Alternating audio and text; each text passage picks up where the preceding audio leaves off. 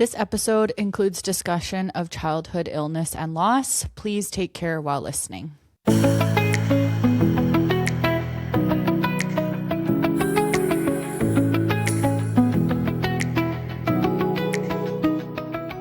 Hi everyone, welcome to another episode of Real Lives of Saskwives.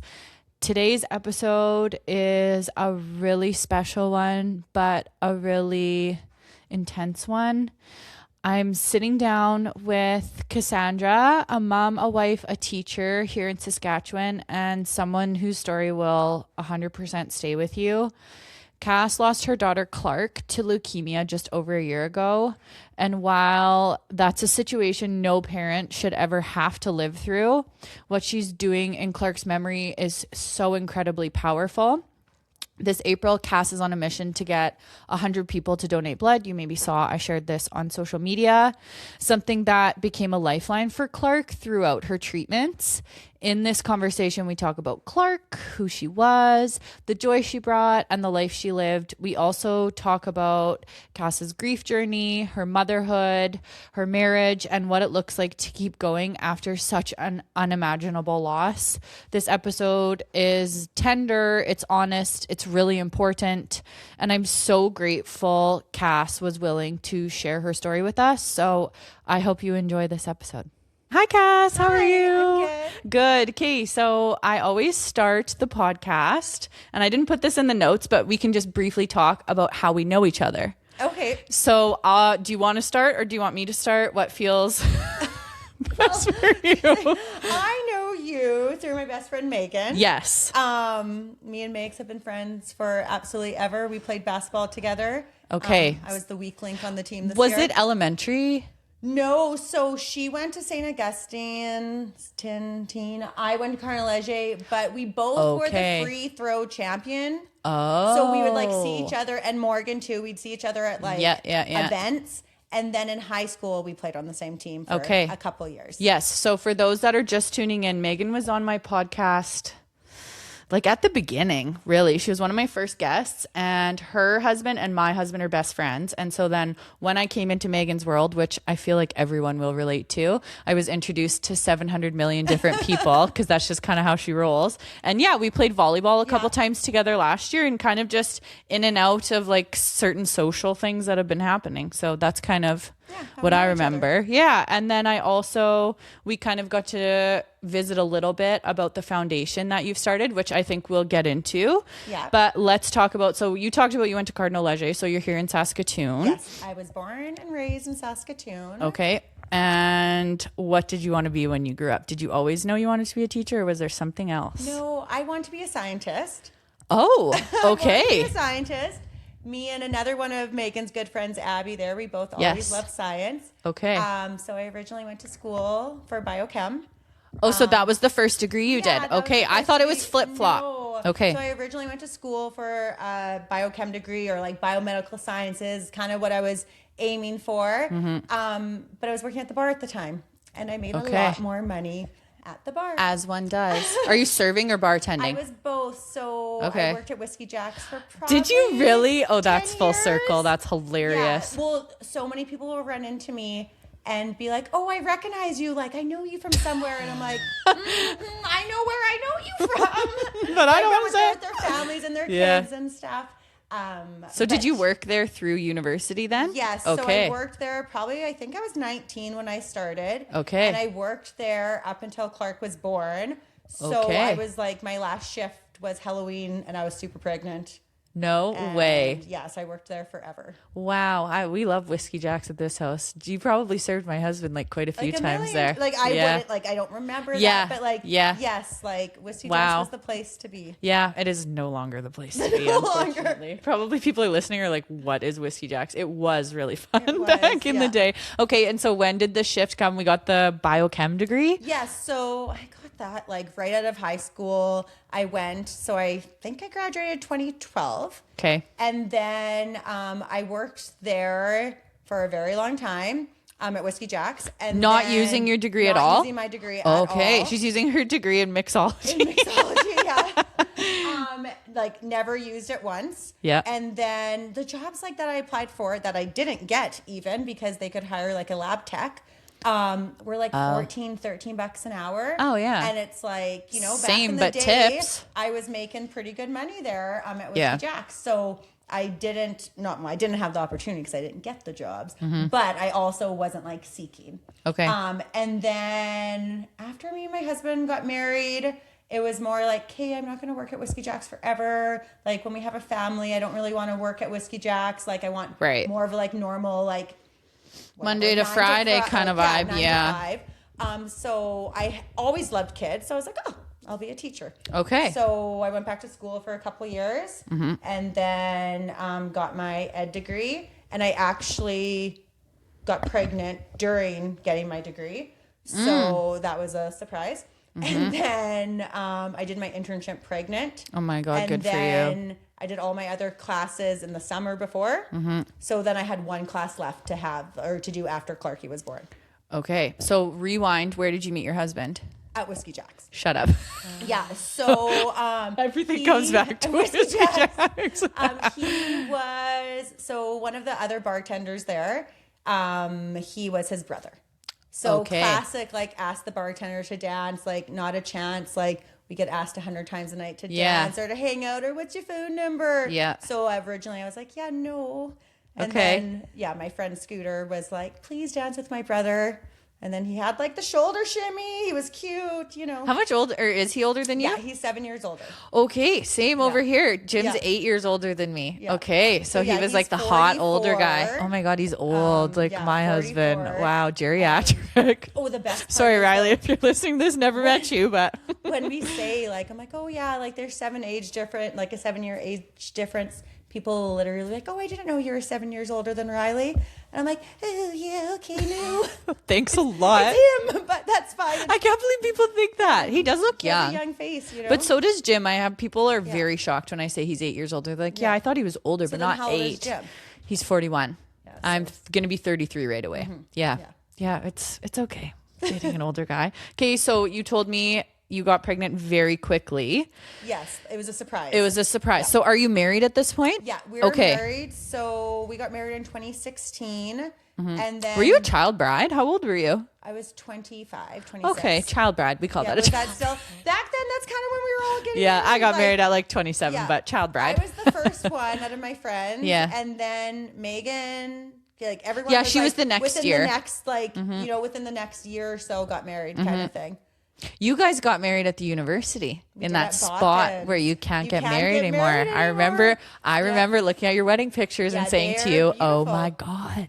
Yeah, no one can get married there anymore. I was very happy that we were the only ones. What time of year did you get married? August. Okay. It was beautiful. All the like lilacs, I think they are. Like it just was beautiful. Yeah, beautiful background. Was outside, the like supper and speeches were outside. How many people could you have there?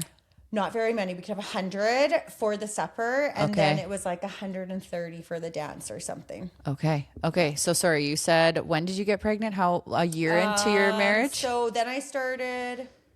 Well, Clarke was 2018 when she was born, so I would have got pregnant in 2018. Yeah, and so you were not trying to get pregnant. Were not trying. Fertile Myrtle over control. Here. Oh my God. Okay. Yeah. I mean, Did you find out at Whiskey Jack's as well? No, we were. It was after a Whiskey Jack's staff party. Okay. And things got a little crazy. Yeah. And then I got pregnant. It was definitely a whoops. Yeah. Okay. The best whoops ever, but definitely a whoops.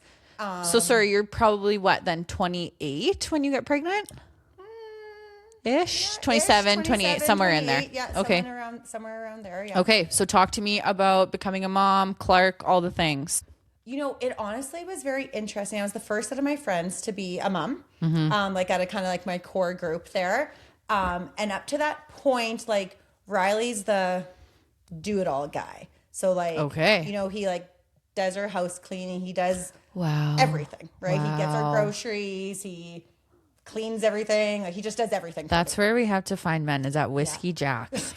Okay. Well, he just they cook and they clean. Particular. Okay, yeah. So that would be tricky because you're not very particular. I'm not particular. Yeah. So he likes things done a certain way, so he does them that way, right? And that's just how it is. Okay. So he cooks. He really enjoys cooking. So like Great. nice of you Have to let him, at her. right? Yeah. And then he likes to do the dishes because he doesn't like how I put things away.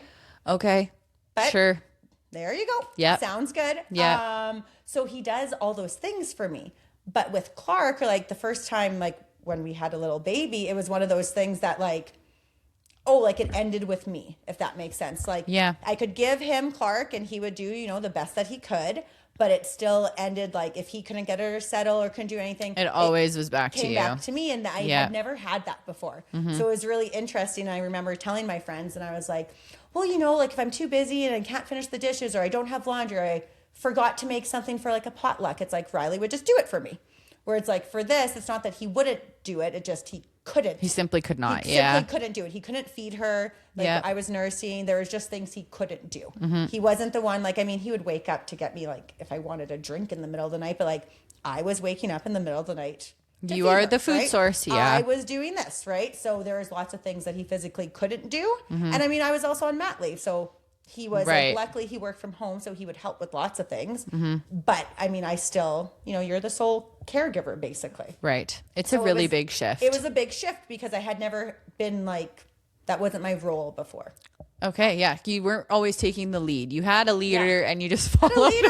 Well, like he would do what I would ask, right? It was great. But like I wasn't the one making sure everything was done, right? That wasn't in my wheelhouse. But okay, so talk to me about how Clarke was like as a baby, a toddler. What kind of vibe would Clarke was very funny as like a baby because she was like stoic.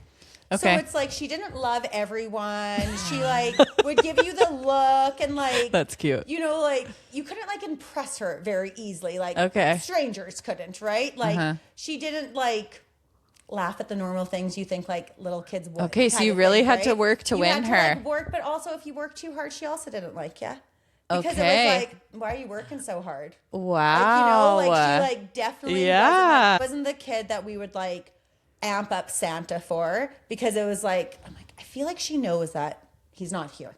Like, you know what I mean? Like an old soul kind of, like, hey? Just would be like, none of this makes sense, and you're asking me questions about it. I'm like, I feel like you know, like, so we weren't big into like holidays and that aspect, because it was like, okay, I just feel like there's loopholes in here and like things don't add up, and you're asking me these questions, and I'm like, less is more, you know?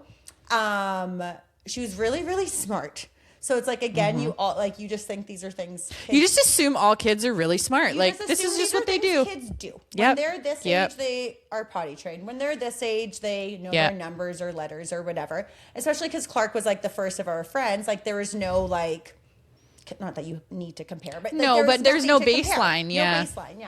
So like she knew her letters, like literally before she could even like speak, you'd be like, get an A from the tub. And she'd like hold up the A, right? Like she just knew these things. Oh my gosh. And you're like, oh yeah, kids just know. And you're like a teacher, and you're like, oh yeah, my kid knows the alphabet. This is literally so because I'm a teacher. Even for skating. So I'm like, Leo was going skating this year, and I'm like, I'll teach Leo to skate. We don't need to put him in classes.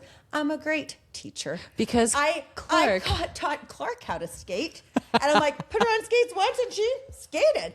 And like Leo is like literally lying on the ice, like just going in circles like the Homer Simpson videos. No. And I'm like, well, I guess I don't know how to teach someone to skate. She was just a natural at it all. I did. Yeah. So, right, like these things that like I thought that I was You've been humbled. That I was great at She was actually just amazing. I just didn't know that And Leo he's good at a lot of things. But, you know, letters, numbers, not really his thing. Yeah, which is my kids neither. You know, that's no fine. interest. She wants to dig holes. I'm like, you dig holes, girl, whatever. You know what someone said to me? Because as a teacher, I feel like we do have the pressure a little bit for our kids to be like in it already before they go. And somebody said to me, oh, is my mother-in-law. She goes, she's got her whole life to learn. I'm like, that is so true. Let's just let her play. Like, she's only going to get to play for like one more year. And then she's got to learn. So you play, girl. You dig those holes. My friend, because we really wanted to put Leo into pre-K or preschool because there was lots of things that he could work on. And my friend told me, she's like, she's like, it's not really like a popular opinion, but I would hold off as long as you can. They're in school for the rest of their lives. Yeah. And she's like, why would you rush it? And you just don't think about that. And I'm like, well, he doesn't he could use it. He doesn't really know some of his letters. And she's like, okay, sounds good. Like, do you not think he's going to learn his letters? And it's like, Right. Oh, yeah, no, he will. Yeah. So talk to me about when Leo comes into the picture. Yes. Do you decide you're going to start trying? At what point are you like, let's do this? Like for both Riley and I, Clarke was 100% enough. Like we're good, we're done. And then just like Riley and his brother are quite close. And just to have a sibling. I was like, we will have a sibling for Clarke. That was kind of her whole thing. And like so much so that like when she'd introduce people to Leo, like it was her baby. This is hers. Like sometimes if people would ask his name and she didn't want to share it, I'm like, well, like I can tell people Leo's name. And she's like, it's my baby. You had him for me. I'd be like, okay, so he is your baby. Got it. But yeah, so like we had Leo for Clarke was the reasoning, like so they could have siblings, right? Because like you said, it's the greatest gift. Yep. And so how far apart are they? So 3-ish years. Okay. Like 3 and a bit. Yes. Yeah, because she was 3, just 3 when we had him. Okay. Yeah, so we actually found out Clarke had leukemia. She was 2. She was almost 3. Like within a month, she was turning 3, and I was 27 weeks pregnant. Yeah, Cass, I remember hearing about this, and so talk about it more. But yeah, so let's maybe go back to what do you notice is going on with Clarke that it's put on your radar that something must not be right. Yeah, well, it was like the year that COVID just started. So no, it was the year we could get vaccinated. Okay. So we just got vaccinated, but kids couldn't get vaccinated yet. I think that was the year after, right? Yeah. Yeah. So we were just able to get vaccinated. Kids weren't able to yet. And like life started to kind of like become more normal again. People were doing things. So Clarke started to like do gymnastics, and we started to like see more kids and like go to play centers and like do things, right? Where we hadn't really for like a while. And we started to take her to preschool. Okay. So we started she got to see people, right? And do things. Yeah. And so she started to like pick up these sicknesses. Yeah. And like, we're like, oh, well, it makes sense. She hasn't really like been around tons of kids within the last like 4 or 5 months. Makes sense that she would like get the odd thing, right? Like a fever here. Took her to the hospital, to the Merge one time because she had diarrhea for like 4 or 5 days. Okay. And it wasn't going away. They took samples. She was fine. We took her to our doctor.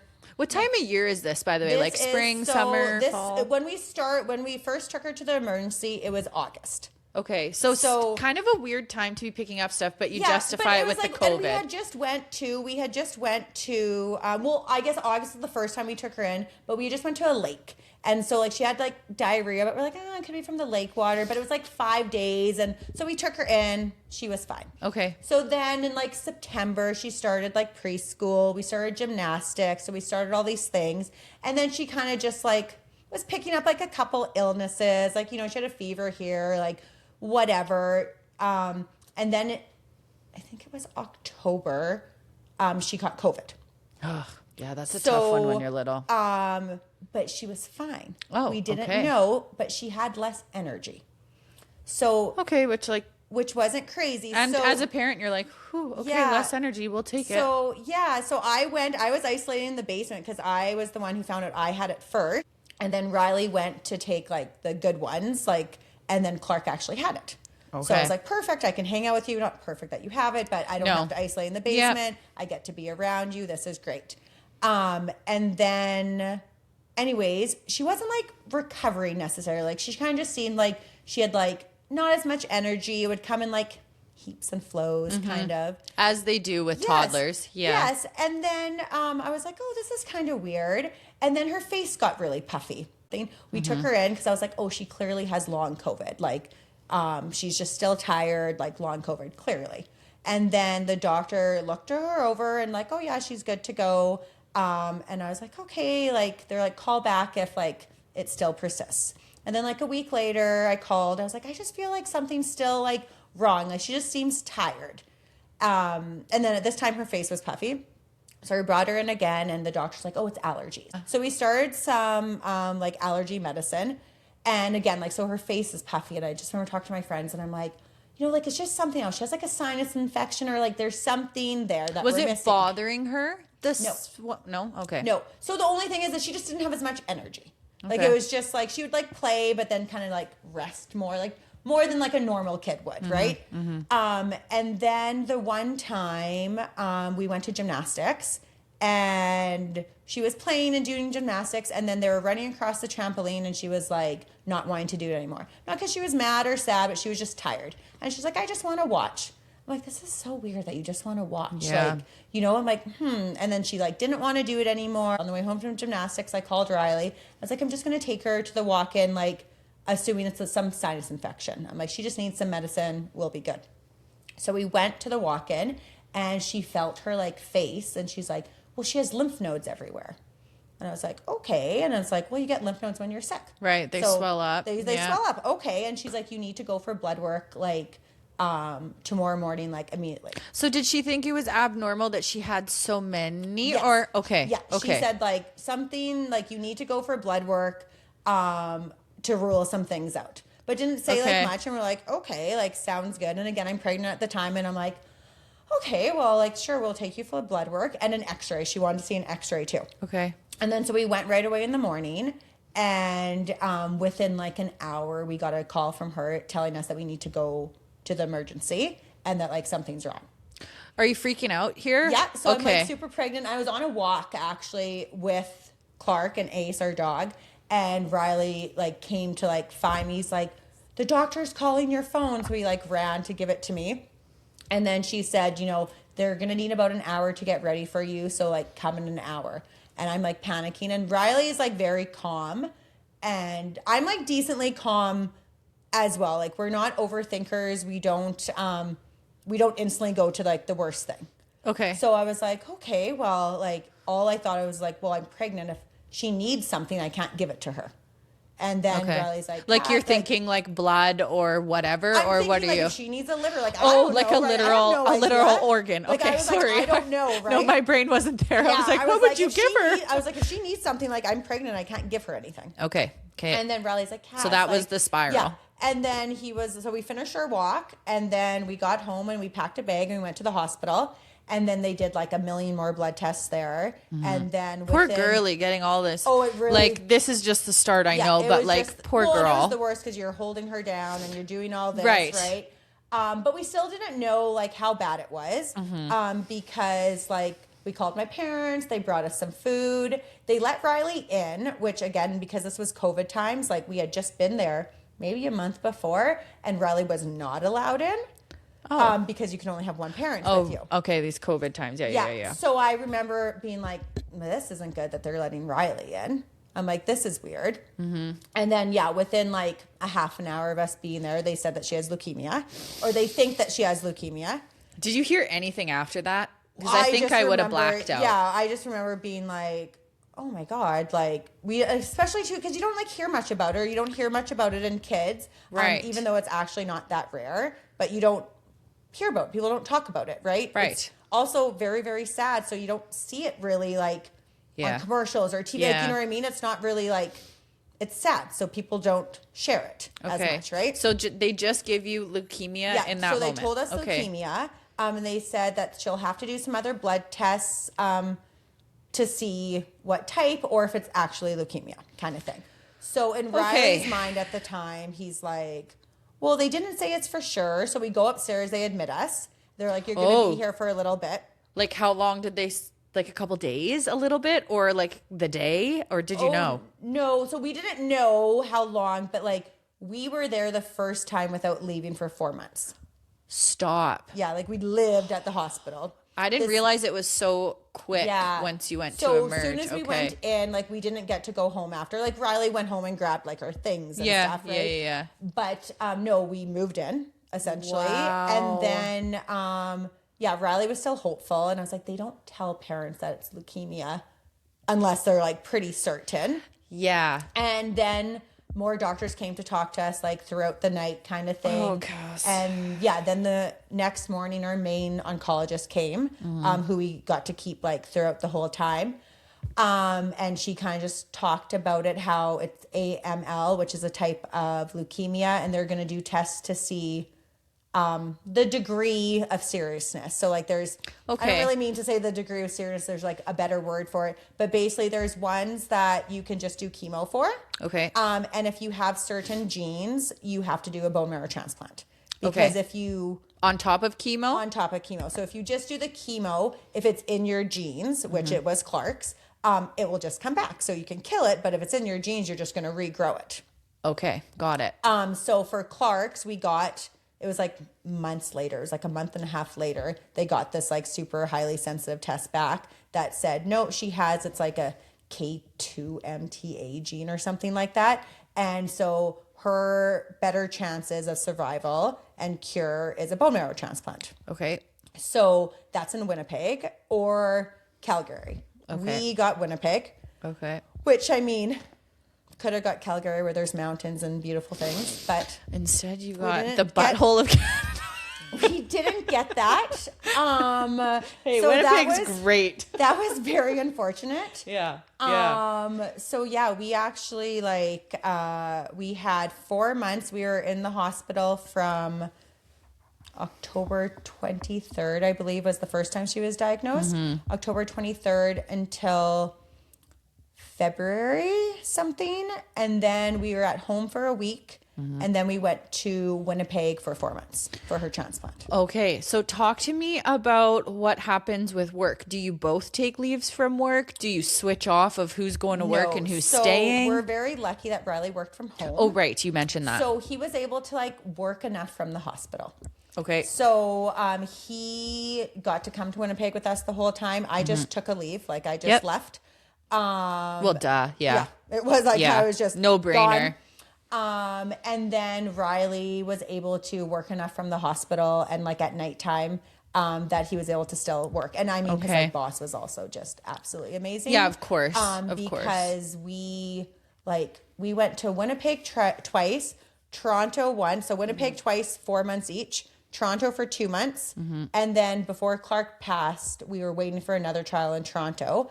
And we thought we were going, so we told his employer, and it was yeah, okay, right? And it was this is now 4 years of this, of us just taking and he was yeah, that's fine. You go worry about your family, what you need to do, and still getting fully paid.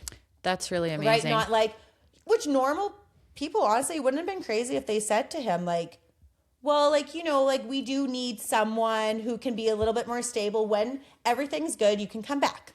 Yeah. Right. But that wasn't even, it was yeah, no, you do your thing. We'll worry about things here. Okay. So talk to me about that first diagnosis again. We'll go back just a little. She has the bone marrow transplant. Is that from you or Riley, or how does that work? So Riley and I both got tested. And so we are both half a match.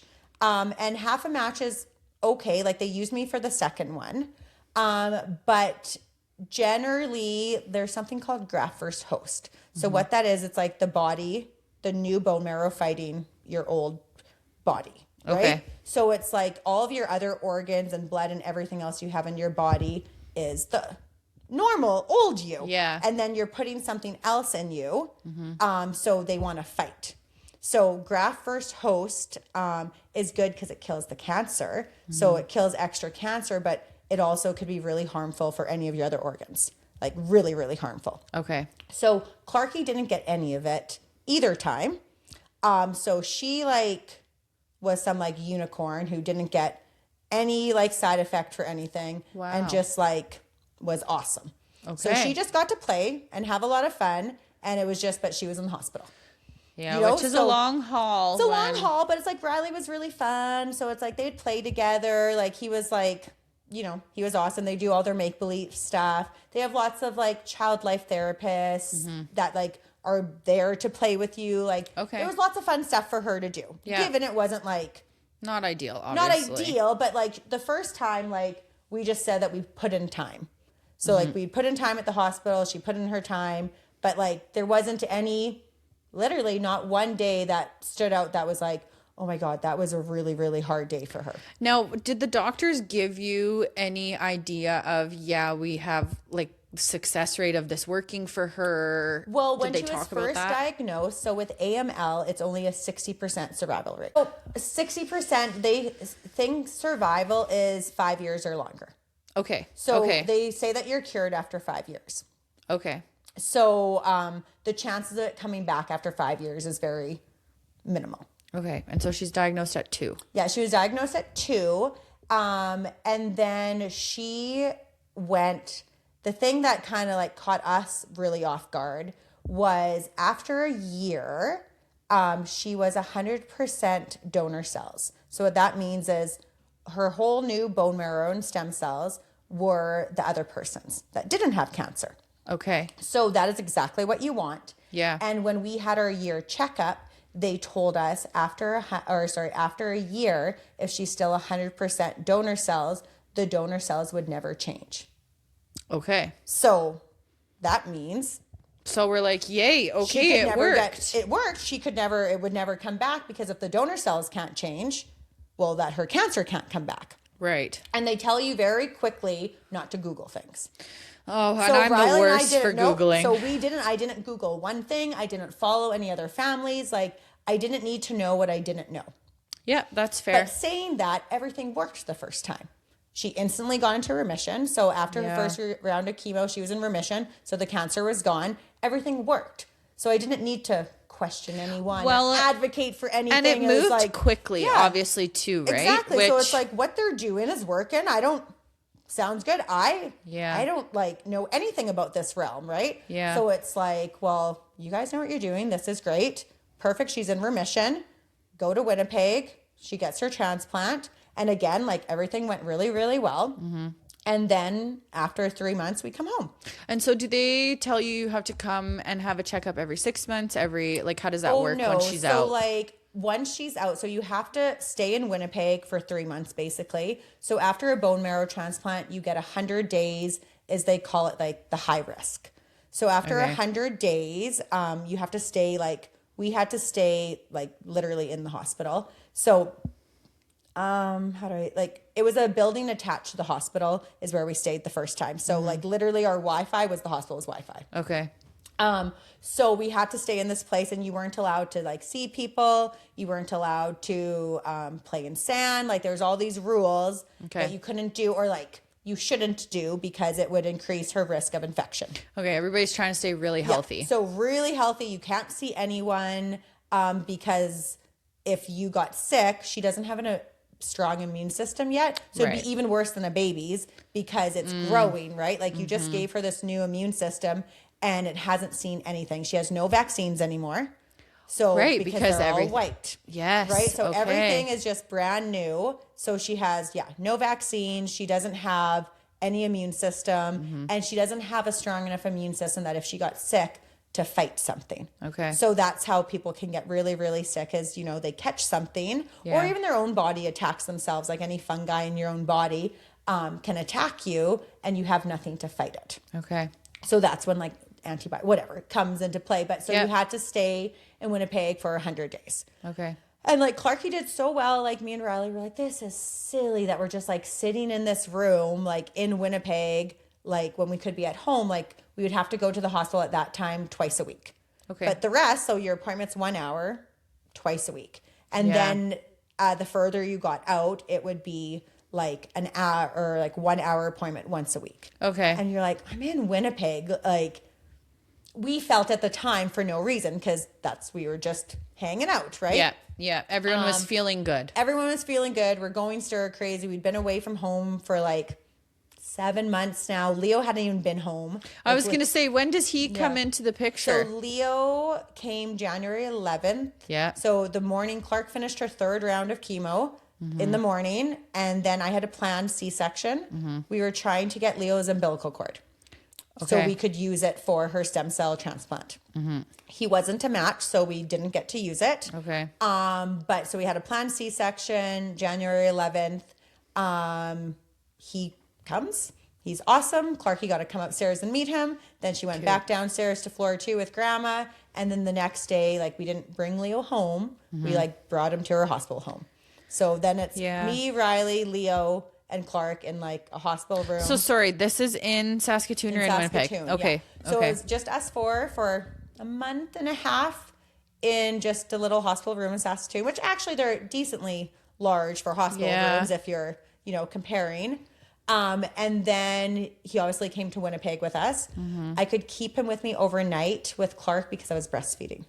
So like Riley wasn't allowed to stay though. So I had a newborn, but luckily he was an angel. So I'd wake up at 3 a.m. to feed him, and he'd go right back to bed until 7 or whatever. And then Clarke was in the room too, and she slept through the night.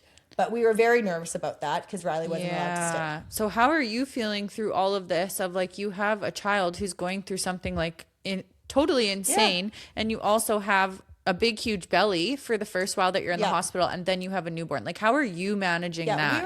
We were, I don't know, you just do what you just do it. You just do, right? Like, again, like Riley and I aren't overthinkers, and it was just like, this is just what we got to do, right? Like, this is what it is. This is where the end is. We see the end of the rainbow, and like, let's get there, right?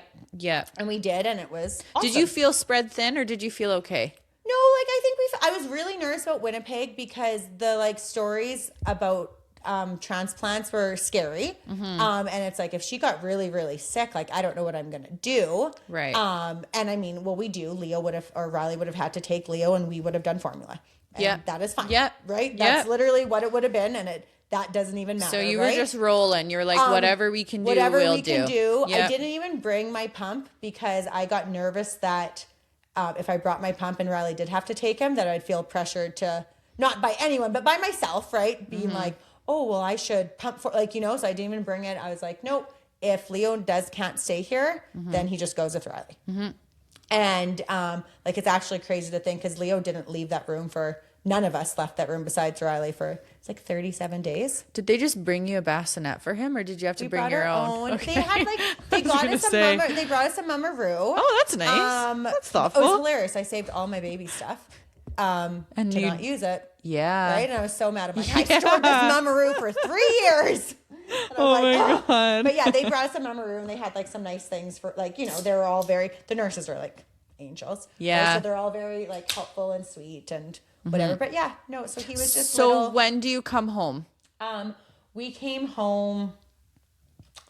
So I think it was like the end of May. Clarke got to come home on day 70. So normally, like I said, it's 100 days, but she was doing so well. They let us go home. They took out her port. So like a port, well, I guess it's called a central line, but it would deliver her medicines to her. Right. So it was something that was attached to like a vein and like by her heart. Okay. And she was so active and playing so much that it was very scary because basically it could get pulled by anything. I'm like, this 3-year-old girl. So they took it out. So she just had to do, I was like, I swear to God, she can take a needle, like to get her blood, like she'll be fine, right? Like we just need this out because she couldn't go in water. She couldn't go in set, like all these things because of this, right? Right. So they took it out for us and it was awesome. And so she'd have to get pricked like every once in a while, but it was better than this.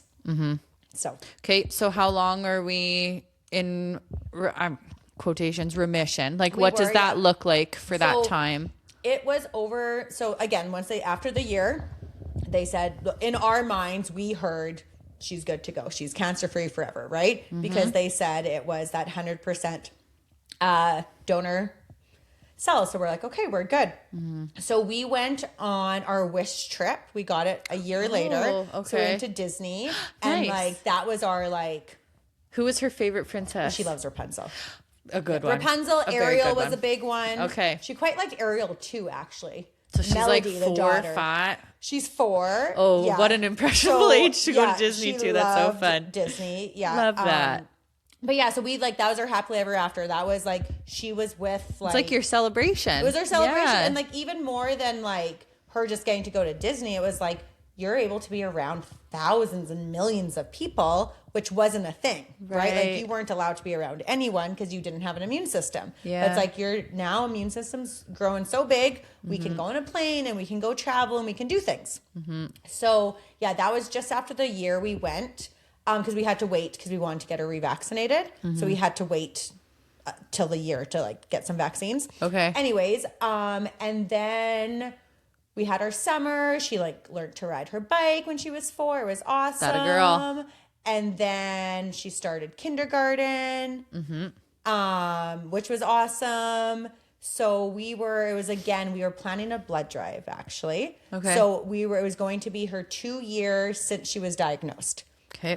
So in the middle of October, it was like October 23rd when she was diagnosed, and we're like, okay, we're gonna do a blood drive to like celebrate, not that she was diagnosed, but that we're here 2 years later. Like, this is kind of look what at our we're gonna healthy do. girly. Yeah. And then her face kind of got puffy again. Oh no, and Cass. it was like slightly triggering, but she hadn't been sick before. Like, she hasn't been sick since transplant. And, you know, in your mind, you're like, okay, you're overreacting. Like, people get sick and like, kids don't let your brain go there. Don't let your brain go there. So I didn't. But I just contacted her oncology team. And at this time, we were only going to the hospital every 3 months. So past the year, you had to go only every 3 months. So we just had our 18-month checkup. Everything was good. And then I was like, I just don't love that we're like celebrating she's cancer free. And like in the back of my mind, I'm like, your face is just a little puffy. I just don't love it. So I texted our like on clinic and was like, hey, can we just come in for blood work? I was like, I just want to check things out. Like, peace of mind. Peace of mind before we go and celebrate this thing. I just want to like fully celebrate it and not feel like icky. Yep. That's fair. So we went for blood work, and honestly, I left and I called Riley and I was like, I'm so glad I went. I feel so much better. This is great. Like, weight off my shoulder. We're done. They did the blood work. They're like, we'll call you at the lab. Like, she looks okay. Like, they didn't really feel any lymph nodes. They said, I can't remember what organ was slightly bigger. So they said, we'll keep her next month appointment just to like check in, but we'll call you if anything's weird. Go home. So we went home. Honestly, called Riley. Awesome. This is great. Didn't think much about it. For later on, Riley went to take Leo to swimming lessons. And then I got a call on 655, and I know that's a hospital number. Yes. And I was like, why is the hospital calling me? This is weird. And I answered the phone, and they said, I'm so sorry to say this over the phone, but it's back. Like, it's in Clarke's blood work. And darn it. Like, legit completely shocked. Like, yeah. Not like, I was like, I know I took you, but I'm like, I honestly thought I was just overreacting. I just wanted peace of mind. Right. I thought I was honestly being kind of mean, making get a needle for like my peace of mind. Like, I didn't actually think it was back. Yeah. So again, we had to go into the hospital that night, and start treatment right away. So the thing that sucked this time is it didn't leave right away. Okay. So last time after the first round of chemo, she was in remission. And to have a bone marrow transplant, you need to be in remission. Okay. So, or it's like crazy that they just wouldn't do it. Like, unless you were very close, like they wouldn't do one. And for her, again, bone marrow transplants cure. Okay. So the first round of chemo we did, again, thinking we're going to Winnipeg. And then they're like, oh, I'm so sorry, Cash, she's not in remission. And we're like, oh, we didn't like. Sorry, this wasn't a possibility in our brain. That wasn't a possibility. That wasn't happening. So then they said, oh, but we have this other drug. We got it in from St. Jude's, and it's like new, and it does this. It's awesome. Okay, perfect. So it was these pills. And she was 4 at the time. She was turning 5 because it was in November. But she had to, it started with 7 pills a day. And she had never taken a pill before. She had to swallow it? She had to swallow these pills. Jesus. You couldn't crush them. Oh. Because they couldn't guarantee at the time the efficacy, because it was a new medicine. So at the time, they couldn't guarantee the efficacy. And I know a family who crushed them, and they put it through a nose tube for their son. Yeah. But I was like, we already did this. We're not doing this. Like, if this doesn't work, I need to know it didn't work. Not because, like, we didn't try everything. Okay. Right? Yep. And I was like, no, we're taking these pills. So anyways, we're trying absolutely everything to, like, figure out how to take these pills, right? And I'm, like, generally pretty, like, chill, but it's very, like, when you can't do something for your child. No, I know. It's not a good feeling. It's like, you know, when you're like trying to be chill, and like the thing is, once they get wet too, it's like a chemo pill. So probably tastes disgusting. You can't, like, as soon as it gets wet, it gets sticky. So it sticks in your mouth. Like, so it's just brutal. I cannot fathom trying to teach my 4-year-old daughter how to take a pill, because I couldn't figure that out until I was like 13 years old. You're like, just swallow, like, you know, but she ended up having to take, so as the days get more, you have to take more pills. Oh no. So anyways, Riley thought of it, just so if anyone needs to take pills and their kids are young, one of those baby nano yops. So the pill sat on the top, Yeah. And because it's not water, water's a liquid. This is like in the middle of a liquid, like the viscosity is thicker. So it's like she's swallowing something. So put it on there. It can't fall back in. She'd put it on. She had to take 27 pills. A day? Yes. Oh my gosh. So she would take 27 pills with these little yops or like nano yops. And it was amazing. And I was like, okay, we're good. Yeah. This is problem great. solved. Good Problem job, Dad. solved. We're good. You're the best, Dad. This is awesome. And then after, it was like right before Christmas. No, it was right after. It was right after before Christmas, but her neutrophils never came back.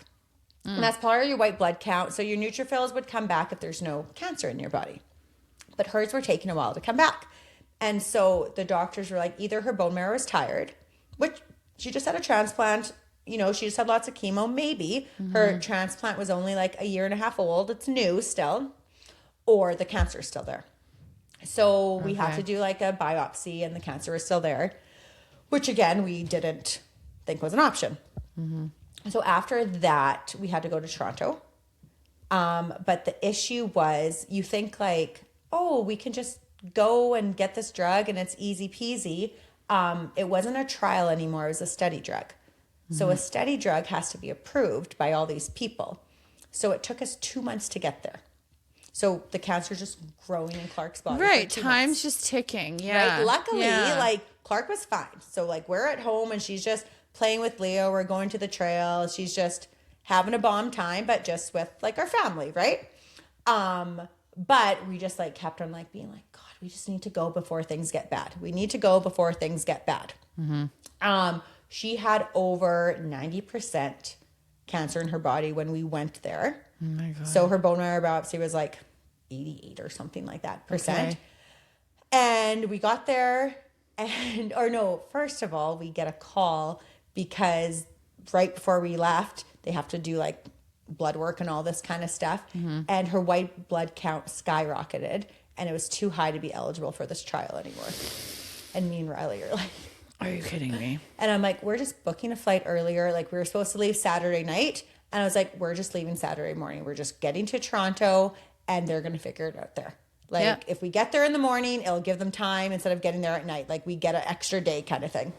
So we fly to Toronto. This amazing doctor in Toronto who does basically his whole job is like bringing in different trials for oncology. So he was on holidays. He came in like 2 days earlier because he was like, we just need to get this going.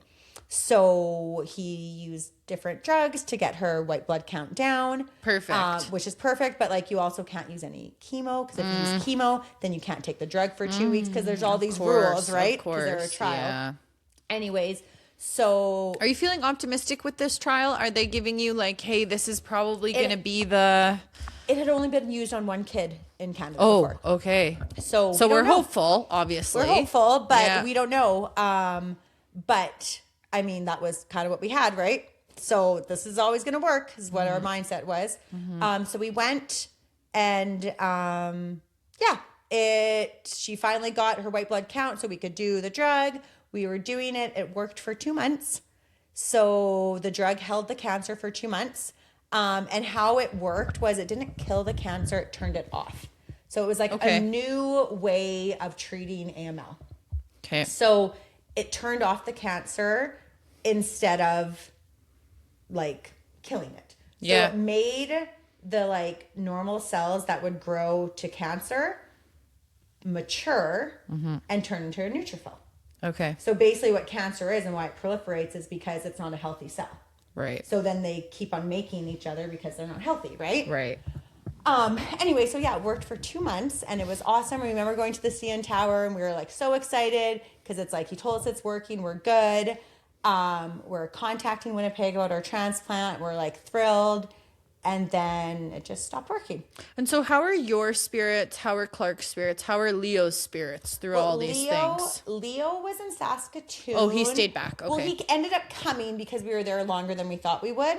But Leo came after, I think we left him in Saskatoon for like 40 days. Okay. So that's hard on your mom heart too. Oh, yeah, that sucked. Yeah. We thought we'd be gone for 2 weeks originally. Oh, my God. And so we're like, well, it'd be silly to bring him because like, Clarke can wear a mask on a plane and like stay away from germs, but he's like 18 months old. We're just bringing like a germ machine. Yeah. Well, and they're on the move and they're busy. And like, how do you keep an 18-month-old in a hospital room when they're clean, quote unquote healthy too, right? Like, well, and clean. Like he can't touch the floor. He can't roll on the ground. He can't like, so it's like he has to wear a mask, which he did. But it's like there's so many things like he just can't touch because then he can't touch Clarke. Right. So he stayed with grandma and grandpa and like Riley's mom for the 40 days. Mm-hmm. And then when they told us that they had to do more tests to see if it's working, I was like, Riley, I can't, because if we go to Winnipeg after this, like we can't see Leo for another 3 months too. And I'm like, we just need to bring him. Yeah. So we brought him out. That really like made Clarke's spirits high again. That was awesome. Good to see her brother, yeah. To see her brother. Her brother. Baby, her right? baby. So that was good. Me and Riley are just, I don't know, we're going. We're good. Yeah. And then Riley's mom came like with Leo, so she was there for a little while. Mm-hmm. And we honestly had already told her to go home. We're like, we're good. Like, it's working. Like, you can go. And she just waited a couple extra days because of flight prices. And all of a sudden it was like, oh, just kidding. You can't go. We need you still. So, yeah, we ended up flying home within, I don't know, like we were there for 2 months. We flew home. My parents were flying out because we didn't know how serious it was. Because they told us, like, things are bad. You might have to start making some tough decisions. Oh, God. Okay. And me and Riley, like, I was like, well, no, we're keeping her. And he's like, you're going to have to start signing some things, Cass. And I was like, not a chance. We're not doing that. And then... Okay, sorry, can I pause? Yeah. What does signing some things mean? Like DNRs and things like that? Okay. Yeah, and just what your wishes are for her. Right? Like, never even enter her mind, like, we're keeping her. Yeah. Right? So, and like, she still was so like, she had so much life in her all the time, right? Yeah. So we're just like, you're crazy, right? Because visibly, like, she like still at the time, like her hair was like down to here as thick as can be. She's like running, dancing in the hallways, and we're like, sorry, this isn't adding up. We see two different things here. So like, no. So we flew home and we talked to our doctors like in Saskatoon, and basically we were doing like a Hail Mary. So she had used all these other drugs the first time when we came into the hospital besides one. And the reason we didn't use this one monotherapy is because doing it close to transplant is very dangerous. Like, I didn't know before anything the first time because, like, everything was just good. I didn't have to think about anything. Right. But when she didn't get into remission, it was like, all of a sudden you're like, well, I need to do something, right? Right. So, yeah, like, Did you start Googling? Well, I started, I did. Okay. We started knowing. That's my girl. We started, like, researching, like, different drugs and why they work and why they don't work. And like you said, like, I have my biochem degree, so I know enough to make like an educated guess why this would work, but not enough to know why we wouldn't do it. You know what I mean? So I have enough to put like some theories together and be like, yeah, we need to do this, this, and this. Yeah. Like, this is gonna work. That's a good way to explain it. But I wouldn't know enough to know why it wouldn't work. Anyway, so yeah, we came back to Saskatoon. Clarke was thrilled to see her friends. She was so excited. Yeah. We're doing this Hail Mary. And it was like, Cass, like, the chances of this working are very, very small. We've used all these drugs before, and it didn't work, besides this one. We hadn't used it before because we didn't think it was going to work, kind of thing. Okay. Anyways, it worked. She got into remission. Hell yeah, she did. She got in total remission. They said they would go, or they would send us to Winnipeg. She had less than 5% in her bone marrow. Okay. And she ended up having like a complete NED, like nothing, like not even 0.01, nothing. Okay. So we're going for bone marrow again. So we're going to Winnipeg. So me, Riley, and Clarke. Winnipeg, we're back, baby. So she gets the bone marrow. You said you were the person that gave it to her. I was. So I did my stem cells. Yeah. So, they wanted a half match this time. Okay. Because there would be more graft versus host. Okay. So Clarke had none the first time. Mm-hmm. And they figured, that could be a reason why it didn't all go away. Mm-hmm. So it can hide in the body kind of thing. So, but if she had a little bit of graft versus host, it could kill it all. Okay. Perfect. Sounds good. Mm-hmm. Clarke had, again, this transplant probably went better than the last one. And we were almost more worried it would go too good than really bad things would happen. Okay, got it. Because basically, if you had graft versus host or something like that, it really sucks, and like honestly, like people die from it. Okay. But if you don't have it, oh, what a delicate balance. Well, and so this is the thing. Me and Riley are both like, well, let's amp it up a little bit, right? Like, let's reduce the immunosuppressant. Let's take away the tacro. Like, let's amp up the chances of getting like graft versus host. But you know, for some people, they get it even with like a full match. They get it with all the immunosuppressants. Like they get really, really sick, and some of them end up not surviving. Some of them need lung transplants. Some of their organs shut down. Like, it's not great. Mm-hmm. But for Clarke, she freaking is like dancing around, like you would literally have no idea. She's like sewing her little like things. Like, she got to leave the hospital before she even engrafted, because they're like, there's literally no reason she is here.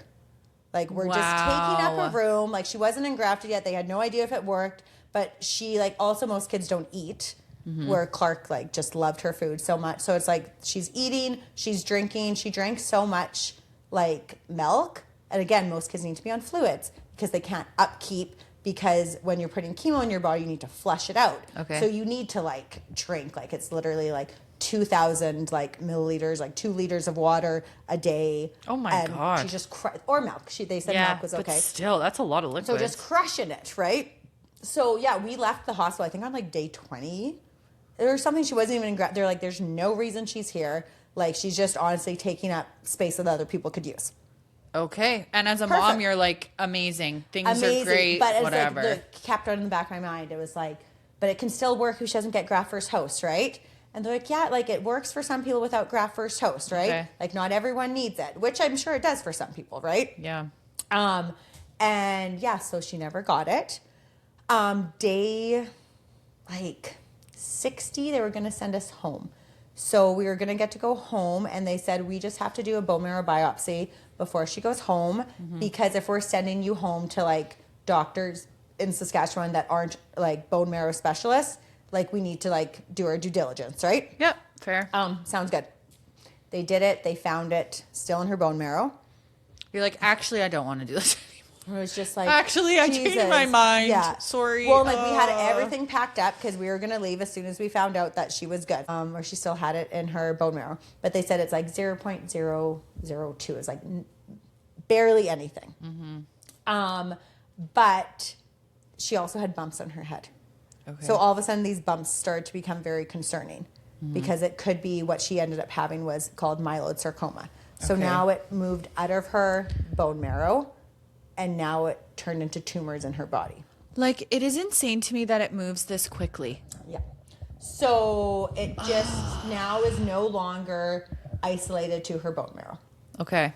So I like begged them to use this drug that we used, that monotherapy that worked, and it was called gemtusina, because I'm like, we fought for remission for like 10 months. Like, we can't lose remission again. And they were very unsure to use it because it could wreck all of transplant, and transplants cure, right? So they did like their normal protocol, and then what they do is they give her a mini transplant. So they give her more of my cells, and it's supposed to like, it's called a DLI. And what it does is basically it's like giving her graft versus host. And it works, and she gets a rash everywhere, and we're all thinking like, hey, we're good, right? We do her bone marrow biopsy. Now it's up to 20% in her body. Oh my gosh. And we're like, this sucks. Yeah. Like, what are we going to do, right? Yeah. So again, we begged to use gemtusina. They let us. We use it. We start radiation on these bumps. And I'm like, we could still get to day 100, and she could be in remission, Riley. Like, we could still get to day 100. We could use this gemtusina. It's worked every time we've used it. And we'll get to remission, which we did. But they moved. So she had ones in here and in her, like, by, like, down here. So we're like, okay, well, she doesn't have it in her bone marrow. We just need to get rid of these tumors now. That's fine. Like, we can do that. But we didn't know, like, how dangerous these tumors were. So they basically kept on telling us, like, the doctors were like, Cass, it's the same cancer. It's just moved out of her bone marrow. So, like, if the drugs aren't working on, like, in the bone marrow, they're not going to work on this, right? So me and Riley always were just so hopeful though, because we could kill it in the bone marrow multiple times. Right. But like how they explained it, or like how the doctors explained it, it's like a river and rocks. So in your blood, in your veins, the river's flowing and the drug can go through it and get all the spots, right? But it just goes around the rocks. So there's nothing to penetrate the tumors, the rocks. Gotcha. So, but because we knew what could kill it, we're just like, we just need to figure out how to penetrate these rocks. Mm-hmm. So the next 6 months, we just basically were doing radiation, and it was working to hold it off, and we were awaiting a trial. Okay, and so how are you explaining this to Clarke? Are you giving it to her straight? Are you... Well, so like she would always know, like we would always talk about that cancer, because she like didn't really understand what cancer was, obviously. Right, I'm sick was how we explained it initially. Well, we didn't ever explain as she was sick because she wasn't like sick. Yeah, I guess she wasn't physically. Like, she wasn't physically sick, so she would like say things like, well, am I sick? And I'm like, well, do you feel sick? And she'd be like, no. And I'm like, well, no, you have an illness. And I'm like, you know, if you don't feel sick, you're not sick. And we would just explain it to her, like, cancer is trying to make you feel bad. Like, cancer wants to hurt you. Yep. And she would always just tell us that, well, it's not hurting me. And I was like, well, yeah, we're using medicine and, like, we're going to make it not hurt you kind of thing. But it was always cancer's trying to hurt you because we didn't really know how else to explain it. It was not your fault. It was something you were born with. Yeah. And it's just trying to hurt you. Yeah, it's like hard to think of how do you simplify such a complex. Yeah, we talked about it like her new gene was her bone marrow. So she needed a new gene because her old gene was bad. Okay. She had bad blood before we talk about. But she didn't know that like it could kill you. Right. Like, yeah, no, that's not even a conversation. That wasn't a conversation. So we would tell her like she would still have it, kind of thing. And it didn't, I don't know, I don't really think it bugged her that much. Like she would just talk about how it didn't make her feel bad. And like she can't wait till it's gone. And we talk about all the fun things we do when it's gone. Okay. Kind of thing. But... So how are we penetrating these tumors? Do we figure the radiation? Well, the radiation was doing it, but radiation isn't cure. Because it's coming from your blood, they can just go everywhere. Okay. So we were holding off with the radiation. So, you know, we were on another Hail Mary. Our oncologist was lovely. There was times actually in October. So she passed away in April, and in October, we actually I don't mean to say fought the oncologist, because that wasn't how it was. Like our oncologists were amazing. But in October, they wanted to stop treatment. Okay. And me and Riley were like, there's no way we're stopping treatment. Like, these tumors are hurting Clarke, not the chemo, or it's not hurting. Chemo's not hurting Clarke. Okay. So, but they have a clause where they can't do more harm than good. So if they no longer think it's going to work, they're actually just causing harm to the body. Okay. And me and Riley were like, that's a hard no. Like, we fought for 3.5 years. Like, you're going to let us go at fighting. Okay. So... Was that a conversation you guys had, or both of you just looked at each other and you're like, not an option? That's just Riley and I, guns blazing, we're going out. Yep. And that's Clarke too, right? Yeah. That's not again, we always tease, because Leo doesn't try at things, you know? He just does, he just, you know, he can ride his bike. But does he care to learn how to get on his bike or how to stop his bike? No. Very laid back. I'm getting the vibe. Whereas Clarke would be not only am I learning how to get on my bike and get off it, I'm going to stop, I'm going to do tricks, I'm going to do this. She was always that was just her personality, right? Yeah, yeah. And she fought hard. We're not just going to be oh, okay, well, sounds good. Yeah. And honestly, we had a lot of things that happened that weren't supposed to happen, right? There was lots of drugs that weren't supposed to work, or they didn't think were going to work, and did. Doctors work by odds, right, and stats, right? And it's of course they looked at Clarke as a person, but it's well, they're just going to try what has the highest success rate, and then they're going to go down the ladder. Yeah, so I'm they're not, you know, try anything we could take a 1% chance right now. You know what I mean? We don't care. Yeah. There's a 1% chance that her cancer would come back, and it did. So you know, we're here. You guys didn't think this would work. You didn't think this. And again, trained, amazing professionals. They were awesome. But it was we'll take a 1% chance right now. I don't know many parents that wouldn't. You know, would go to the ends of the earth. But lots of it is if you're giving your kid more chemo, it's hurting them. Right. right? So it's that back. Yeah. So no, we actually met with like, what's the fancy word for it? Ethical, like a doctor of ethics. And we had a board of ethics. We had a meeting with the board of ethics and our oncologists. Okay. Because they want to stop and we did not want to stop. Okay. And, we just assumed as parents you'd get the choice, but you actually don't. You're kidding. Nope. Okay. So when does treatment stop? So they said they weren't willing to do any more treatment. Okay. And me and Riley were like, well, we haven't even tried anything on these tumors and da-da-da-da-da. And they're like, well, it's the same cancer. And so in their mind, there's no point, or like, not no point, but they're now causing harm. Whereas before they were curing and now they're causing harm. Okay. We met with the board of ethics. She didn't agree with us, which we were actually shocked. Our oncologist agreed with us more than she did. Oh, she was like, well, when's enough? Like, what if this doesn't work? Are you going to try something? Like, and I was like, oh, I honestly just assumed that you would agree with us. And she wasn't like, that's her job, right? Yeah. But our oncologist listened to us and they said, if there's a chance if you use this drug, you would only have 24 hours left with her.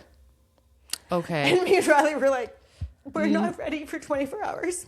So we said, we'll think about it. And we walked away and we asked if we could do it oral. Okay. Instead of through her vein. So just like different strengths. Okay. So can you explain to me so this drug is I don't understand why it would only be 24 hours.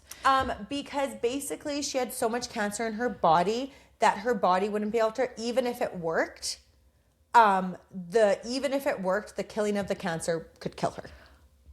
Okay, got it. Because it just is going from such a stark amount in her body to nothing there was so much cancer in her kidneys. There is that even if it worked, her kidneys couldn't process the release. Okay, I was like, I don't understand. Why are we? Okay, that makes more sense. And at the time, she was pretty sick, but I'm like, I don't know. We just still didn't see it, right? Yeah.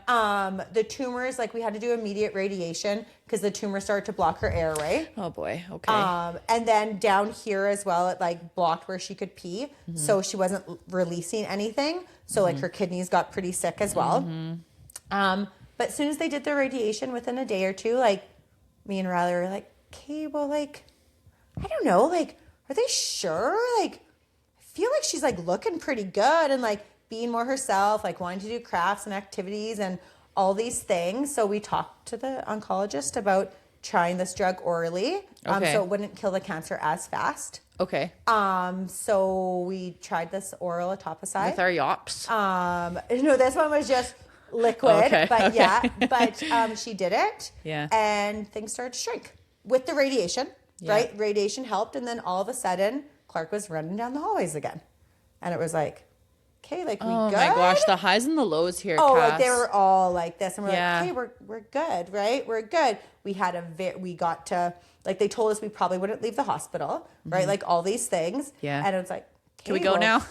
We got to go home, and we got to go home for a good, we'd have to come in for medicine and stuff, but we got probably from November, middle of November to end of February. Okay. Home hospital, sleeping at home, coming in for meds, back and forth with this one drug, because it held it off long enough. Mm-hmm. And then it just started to not hold it off anymore. Okay. So we were hopeful for this trial in Toronto again. Mm-hmm. And so we were waiting for that to open, and it opened, which we were thrilled about. And then Clarke ended up in the PICU. Okay. And then so she was in the PICU for a while, for a week. And that was unexpected as well. Mm-hmm. And then, but the trial was open. So we still had a lot of hope because we're like, people get sick and then they get healthy. We have an option now. We're going to Toronto. Mm-hmm. She got out of the PICU. And then basically we were hopeful to go to Toronto, but the drug was like the other drug that we already used. So he's like, it's the same mechanism. It's not going to work. Darn it. So we were back to square one. Yeah.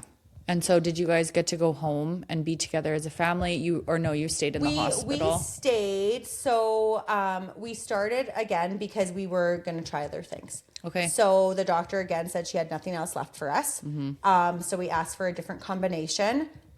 knowing that the chances were very unlikely. But again, we weren't looking for cure. We were looking to hold it off so we could get to a trial, right? Yeah. So we knew it was unlikely, but like Clarke had done a lot of unlikely things, and it was like, well, maybe.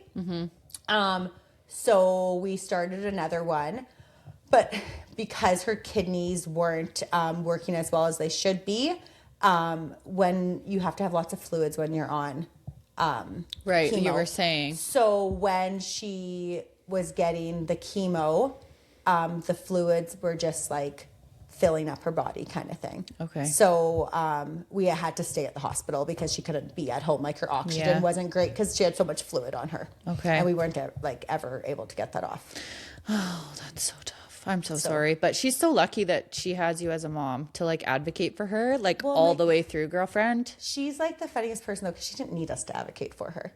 Yeah, right? Which is like amazing at she's 5. Like the only 5, like, yeah, because she went back in at 4, so like 4, 5, and 6-year-old that like knew what she had to say was important. Yeah. Right? So it's like, no, you listen to me, like it's my body and like what I want is important. Good for her. Right? So like she would like command these rooms, and it's like, you know, we'd be in radiation, and she had a breathing tube in. So she couldn't even speak at the time. And there's probably like 8 very highly trained professionals in there. And it's like, she literally is like holding up her hand. It's like, clearly I know her inside and out. And I'm like, radiation isn't scary for her because she's done it so many times. Right. I'm like, something's wrong. And they're like, well, and then she's looking like, yeah, because she wasn't sedated with this breathing tube because she's different. And I was like, is it something in this room you need, right? And again, like she can't speak, but still everyone's waiting, right? And she's like shaking her head like, yeah. And I was like, is it something I can get you? And she's like, yeah. And I'm like, okay, does it start with an A? And everyone's looking at me like, you got to be kidding. It's like B, C, and we get to F, and she's like, I was like, F, what starts with an F? I'm like, F. I'm like, you want my phone? It's like, oh my God, you have a playlist. Given F, obviously. Yeah. You know, but Phonetic, for her, I understand. phonetically, phone for her starts with an F. We're perfect. I give her good my job, phone. teacher mom. I was like, we got this. She just wanted her playlist that she would always listen to with radiation, but because she couldn't speak, and like, I just didn't think about it, right? Yeah. And it's like she would have these rules where she'd only have one trained medical professional in her room at a time, because she didn't want more than one.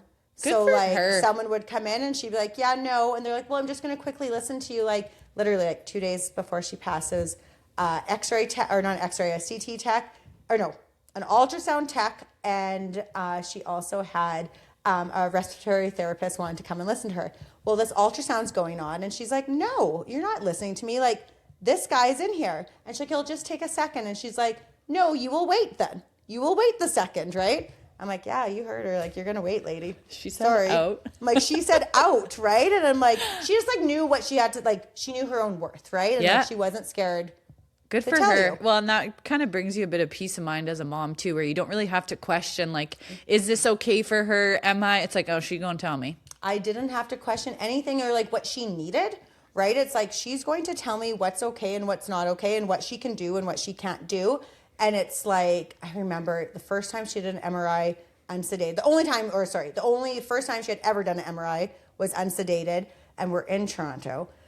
And like in Saskatoon, they knew us really well. Yeah. And it's like, they were like family, and like, you know, things are really expensive. But it's like, I feel like, you know, if Clarke tried something, like it'd be worth it to them. Like they know that, like, they just know us, right? But we get to Toronto, they don't know us. They have millions of children there. Yeah. They're lovely, but Clarke's like, yeah, no, I'm not doing it sedated.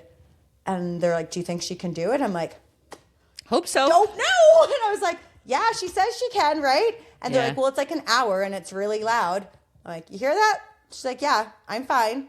I'm like, she's fine. She's like an anomaly. And I was like, sounds good. Yeah, she did her radiation unsedated. She made her mass unsedated. She also really hated sleepy juice. Okay, so did she have it once and then decided like, this ain't for me? She would get it all the time because the bone marrows you needed sedation. Okay. For, but she would wake up and it smelled like plastic. And she did not like that. And she did not like that. She'd wake up angry. I like know grown men who can't even do that. Good for Clarke. Yeah. Hell yeah. How has grief changed you as a person, do you think? Like, I can't even fathom this year because they say the first year of grief is like nothing you'll ever... honestly feel like it would be like getting harder than like, just because it's like longer since I saw her, right? Yeah. No, that's fair. The things that like, besides like not having your person, right? Like Riley's my person, but like Clarke was like my person. Like I would always say that she was my soulmate and he'd get so mad.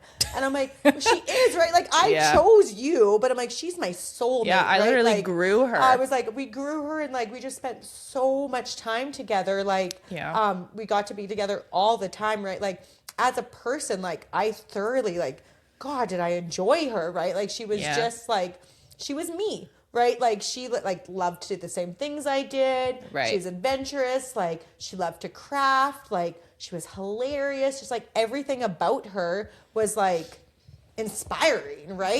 You're just like this awesome human. Yeah. That just gets to be my best friend all the time, right? Yeah. So then you just don't have that. Right. And so how has that changed, do you think, how you're mothering Leo? Well, also, Clarke loved Leo so much. Well, yeah, that's her baby. That was her baby. And, like, honestly, like, everything was about Leo for her. Like, Leo, like how we said, like, we had Leo for Clarke. Like, we had no idea, like, what it would be, right? But it's like, she didn't get, like, she had her friends, right? But she didn't get to hang out with them. She really had Leo. Right? Like, she didn't get to hang out with them. Whereas, like, all she got was Leo all the time, right? And it's like, he was her person. Like they got to do everything like together. She got to hang out with him all the time. It gave her someone to take care of, right? Like, she just like loved getting him his like Cheerios or her milk or like bathing him or like anything like that, right? Like he was just like her little baby, right? Yeah. So like me and Riley like said right away, like honestly, like Clarke would be so mad at us if he didn't get like a good life, right? And he's already had, as she did, like a hard first 4 years, right? Yeah. So in and out of the hospital, not around people. Mom always gone. Mom and dad always gone, being dropped off at grandparents. He also didn't get to see anyone. He got taken away from like daycare or like any like people. Right. So he's already had a really hard 4 years, right? Yeah. Like, when we got home from the hospital without Clarke, we didn't even like think about what we were going to say to him because that was never going to happen. Right. Right. So even to like the last moment, like that wasn't happening.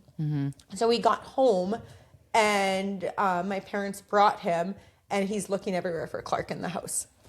And he was like, "Where's Clarke?" And me and Riley were like, we didn't even fathom of what to tell you. Right. This wasn't happening. Yeah. We weren't entertaining the idea ever. So, you know, he was very little. He was 3. But I truly believe like things got really bad in October there and she fought like hell for another 6 months. And like, just thinking of like him being like 2 compared to like, like, you know, I was like, you gave him an extra 6 months of memories with you that like he might be able to remember, like actually remember himself. Yep. So she'd be so mad at us if we didn't get to enjoy him or like be there for him, right? Like that just wouldn't be okay. But that's very much easier said than done when you're grieving, right? Yeah. It's like such a guilt trip of like both sides of like, she'd never want me to do this, but like she's not here kind of, Yeah. Well, and she just I totally empathize. And like, we would have done absolutely anything to keep Clarke, like anything. And we did, you know what I mean? Like we did so much all the time for her as we should. But like, I just will put that into play for Mr. Leo. I'm like, I would do this a million tenfold for Clarke, right? Like we would have done everything to keep you and we have you, Leo. Right? So it's like, Clarke didn't get to be here. And it's like, we can't not be there for you, Leo. Yeah. Right? It's like it was such a like sad thing that's already happened. Like, I don't want Leo to think back and be like, well, like when Clarke was still here, Mom, like that's when things change. Like, you know, like obviously things change, but it's like, that's when Mommy got sad all the time. Or that's when Mom, like, you know what I mean? Like when he looks back at his life. Right. So, I think of it often when, like, in my mind, like, the best times have already been had. Right? Yeah.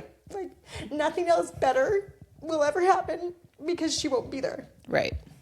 But, like, saying that in my mind, I'm like, how is that fair for Leo? Be like, the rest of your life, like, it will never be as good because Clarke can't be there? Yeah. Which, like, that's kind of, like, where I'm at, right? Like, he'll say something like he's excited to drive or something. And I'll, like, get sad because I'm like, well, Clarke didn't get to drive. Even when you get to drive, that's not fun. I don't even, like, because Clarke's not there. Right. But it's like, you know, he has he will have these experiences too. And we just need to find a way to honor her, but yet, or, like, bring her in these experiences. Yeah. Kind of thing. So here's a question for you that I think a lot of people would be curious, because I've heard on other podcasts of people who have lost their children and they have things that others say to them that really pisses them off. Are there things that people say to you, like, that are trying to come from a good place that you're like, it's like, I don't even know how you're, like, standing here still or whatever. And you're like, well, like, you have no choice, you know? Yeah, it's like, or, okay, what's the other option? There's no other option. My one is, like, we're not very religious. And again, like, religion brings a lot of people comfort. And that is okay. Yeah. But things like, God doesn't give you anything that you can't handle. Okay, no, or, like, thanks. everything happens for a reason. Like, no thanks. Don't like that one either. Like, things like that. And you're like, no, like, bad things honestly just, like, happen sometimes, yeah. right? Yeah. Or, like, people try and, like, people don't sit in it with you. They try and make it better. Right? And, like, you can't make it better. Right. Right? So you just have to sit in it. Like, you know, you'll get someone who, again, like, trying to be kind. So, like, I'm always coming at from that. Like, I know they're trying to be nice. Yeah, no one's ever coming ill will towards you. Right? Even the people who are religious, who are, like, you know, giving their blessings or talking about her in heaven and how I get to see her one day, or she's watching, like, those aren't my beliefs, but they're coming from... Yeah, those thoughts don't bring you comfort. To me, that doesn't bring me comfort, but, like, they're trying to be kind. They're not, like, saying it to make me mad, right? Of course. Another one is, like... And even, like, before she passed, basically, like, anyone and everyone who knows a child who has passed, who knows a kid or adult or dog who has had cancer. They're comparing dogs? Mm-hmm. Okay. So they'll just, like, tell you, and it's not, like, they're trying to, like, you know, be like, oh, I also know someone who has cancer, and you're like, okay. Like, I don't really care, or, you know, like, my whoever's wife passed away. Could you imagine? And you're like, you forget that as you're saying this, like, sorry, yes, it's not funny, Cass, but it's like, oh my God, read the room. Because they try and relate with you. And again, they're trying to be like, oh, like I know someone too, right? And you're like, okay. Not the same. Well, and also just, like, it also just gives you a lot of sadness too, right? It's like, we do a lot with cancer. Like, you know what I mean? Like, it has been a huge part of our lives. I hate it, like, incredibly much. Not that I don't want to hear about your second cousin who's like, you know what I mean? No, but it's like you've got enough on your plate emotionally. It's just the sadness that you know, that's just an extra weight that you're kind of like, I don't know why everyone needs to tell me all these sad things, right? Yeah. Like, so what would you say would be the best way for people to approach the topic with you, to like recognize what feels good? I always say to my friends, and especially, like, I'm going to cry for a while when they bring up her name. Yeah. But it's okay that I cry, right? It's like I'm crying inside anyways, right? Right. So it's like, you just talk about her, right? Yeah. It's like, I will cry, and that's okay. I'm happy you said her name. Yeah. To, like, not acknowledge it is also crazy, because that makes you sad too. Yeah. I mean, I know some people don't acknowledge it because they don't know what to say. Right. Because there isn't anything to say. But not acknowledging it sucks as well. But it's basically like, I used to be very social, and it's not that I'm not social, but now when I go somewhere, like a PD for, like, teaching, I know I'm going to meet new people. And people don't Right. actually care how many kids I have. It's just a conversation. People just started as a conversation. Yeah. So anytime I meet someone, I basically either have to ruin their like next 5 minutes and like drop this huge bomb on them. Yeah, little trauma. Or like bomb. be like the most awkward person in the world and like not really answer the questions like right. And just be very like, oh, like, you know, they're like, oh, how many kids do you have? And you're like, oh, 2. And they're like, oh, well, what are their ages? And you're just kind of like, oh, and like you don't really like continue, like, you know, like you just feel very like impersonable. Yeah. I know what you mean. Or awkward, or you say, oh, like, you know, my daughter passed, and then it's like, oh, and then it's like they weren't really like expecting to, Yeah. right? And So have you figured out a way to navigate that question in a... nope. Yeah. I haven't. That's a tough one. No, I haven't. But yeah, so before, and it's like, I mean, eventually I'll think of something, but now when I go new places, it's like, I know I'm going to be asked that. And it's just like a little bit more like, doesn't make you want to talk to people as much. Right. Whereas before, like, just wasn't, you know, didn't care. We'd go to the park. Right. And they're always like, oh, is he your first? Was he your only? And you're like, no. Yeah. And that's where it ends. And I just like, you know what I mean? It's not like, you're like, oh, that lady's a little, you know, I'm like, oh, no, I have another. And that's like, you know, there's just no conversation that gets involved. Yeah, there's no way to really, yeah, you don't think about those things, obviously. No, and again, everyone's just being like, they don't like, they're just saying hi. Yeah. Okay. So how have you like turned this obviously very painful part of your life? How have you turned that into purpose, or have you? Well, one of like the things, so I said like I was going to take this year very relaxed, but like I'm not. So it's fine. Applied for my master's. Did you? I did. So you're a girl that has to be busy. We started a foundation. Yeah, so we started a foundation in Clarke's name. We never went to it, but Small But Mighty is like an oncology, I wouldn't say charity because I don't know if they're actually a registered charity, but like corporate, like incorporation. Okay. And every year they, around my birthday actually, because September's Childhood Cancer Awareness Month, they would do a walk. They raise money for like the Peds Onc Clinic as well. And they have done it, I think it was just over 10 years. And they stopped the summer that Clarke passed.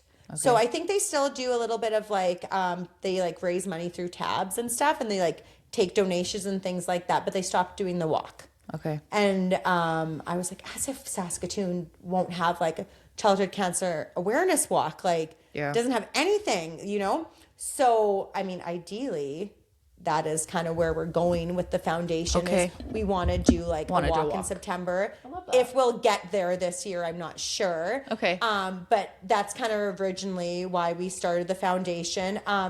We also made a lot of money after Clarke passed for A Million Reasons to Run. Okay. And so we raised, I think it was like almost $65,000. Yeah, it was a lot. We were like number one in Canada. You did great on that. And it all went to like JPCH research, but not specifically to oncology. Okay. And although like that's absolutely amazing, like that hospital was our home. I also, in the future, raising money would like to be able to direct where it goes, or to have a say of where it went. Whereas all that money, so awesome that the Children's Hospital gets it. But if I get to choose, I would always choose oncology. Yep. Duh. Yeah. Exactly. Okay. So that's the nearest and dearest to our heart. So, that is what we want to do. Okay. And so with your foundation, talk to me about how people can, donate obviously, but you guys have an initiative with the bottle, like Sarcan or something? Yeah, so we have Sarcan. So, we have a bottle drive at the Drop and Go. Super easy, super convenient. We recycled with our blue bin before, but we didn't actually save our bottles. Riley hates fruit flies. So we didn't save our bottles. I understand. So it's just honestly something anyone can do. Like the bottle drive is so awesome because you literally just save your bottles and then you go to the Drop and Go, you type in the machine forever space Clarke, and all your bottles get donated to the foundation. Okay. Which is like super awesome. Amazing. and like super easy. Yes. Okay. Yeah. And then talk to me about your blood drive this month. So this month we have a blood drive. Clarke needed over 100 blood product transfusions. So when you don't have an immune system and you don't have healthy cells and you still have cancer in your body, you need a lot of blood products. So your hemoglobin and your platelets, she was constantly getting transfusions for those. So we honestly lost count, but it was for surely over 100. We hit like 75 in Toronto, and we went a year after that, you know, like she still got them a year after that. So it's for surely over 100. Yeah. And so our goal, like, it always makes me feel better when I'm doing something like in honor of Clarke. And because April was going to be a harder month, we'd rather like, what can we do basically? And I thought there was honestly nothing better than to literally give the gift of life. And so in honor of Clarke this month, we are hoping to get over 100 blood donations in honor of Clarke. So there's a sign there, which is awesome. Yeah, that's it's a little so picture cool. of Clarke, which they let us keep there. So far we have 40, and it's like the 15th, right? Yeah, so, like, you're doing great. We're actually doing great. We like laugh about it because I forget, like, you can only donate every 3 months. I was going to say, I can't even remember how often you can donate. Every 3 months for females. Males can do every 2 months. Okay. Your hemoglobin has to be over 125.